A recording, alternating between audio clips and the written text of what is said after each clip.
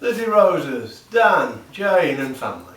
I promise you I would give you the perfect recipe for a full pork crackling. And this is it. Firstly, we've been there, we've had that pork crackling, brilliant in bits, but rubbery on the edges and other bits, and it's a bit disappointing overall. This is going to pay homage to our Lord J.O., Jamie Oliver.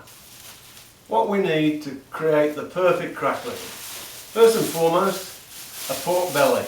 Bought this morning from Fields of Butchers at a mean £10. £10 cash, that is. Nice lovely piece of meat there. Anyway, the other things we need here are one Stanley knife.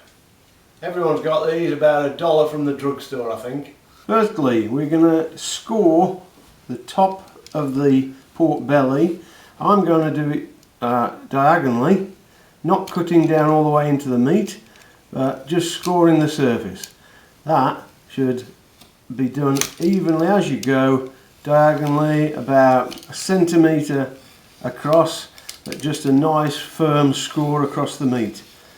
And as expected, we create the crisscross effect by doing it back the other way as well.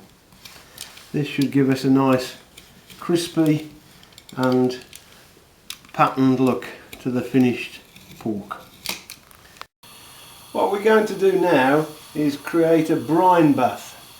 I'm going to add loads of salt to some water and then get it to boil. When it starts to boil, we're going to add the pork belly skin side down to the bath.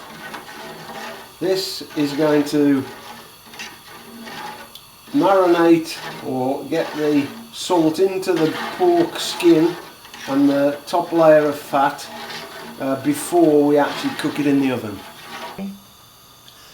The pork now goes into the brine bath and we cook it like that for 20 minutes. That should be sufficient to create the crackling as we know it.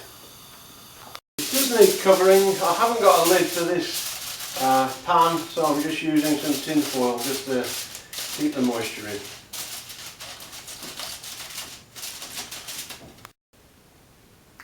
Now the pork belly is now in the oven for 90 minutes. You won't have noticed, but I laid it on some apple, some onion and some thyme. As you can see, the pork now is cooked for 90 minutes and it's still not particularly crackly.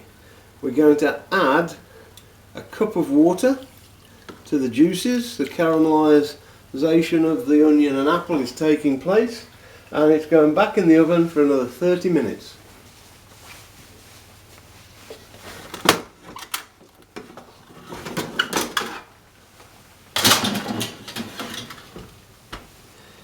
The pork crackle, you can hear it all the way over. Superb. Superb pork crackling, Dan, you can hear it. That's the way it's done. Welcome to Flavour Town.